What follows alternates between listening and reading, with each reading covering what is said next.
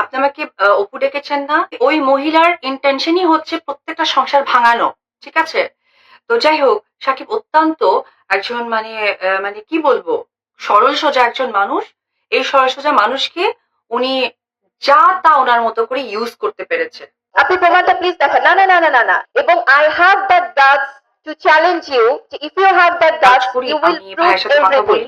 তখন ভাবি আমাকে রিপিট করলেন যে, অপু তোমাকে যে পরিমাণ তার কাছে খারাপ বানিয়েছে, তুমি কি কথা বলবা? তোমার তো স্পেসটাই রাখেনি। আপনি যে প্রশ্নটি করলেন, তোমার তো স্পেসই রাখেনি, এবং আমার বাচ্চাকে নিয়ে সে বাজে মন্তব্য করেছে। এই প্রথম অপু বুবলির টেলিফোনের ঝগড়া ভাইরাল হলো সামাজিক যোগাযোগ মাধ্যমে। সাকিবের কাছে অপুর নামে বদনাম করে বেড়ায় বুবলি, এমনটাই জানা গেল ফোন আলাপে।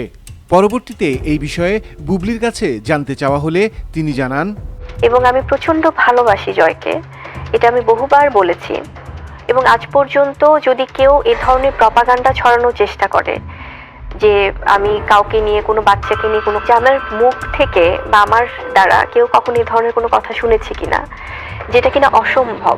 কারণ আমি কখনো কোনো বাচ্চাকে নিয়ে এই ধরনের মন্তব্য করব, সেটা একমাত্র আমার মনে হয় যে আল্লাহ তো সবকিছু দেখেন।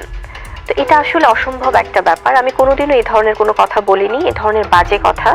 আমি সবসময় ওকে অনেক বেশি ভালোবাসি, এবং এটা আমি সাকিবকেও বরাবরই বলি যে শেহজাদ বা জয় বা ওদের যেন সবসময় ওরা সেই ভালোবাসা, সেই স্নেহ মমতাই যেন বেড়ে ওঠে।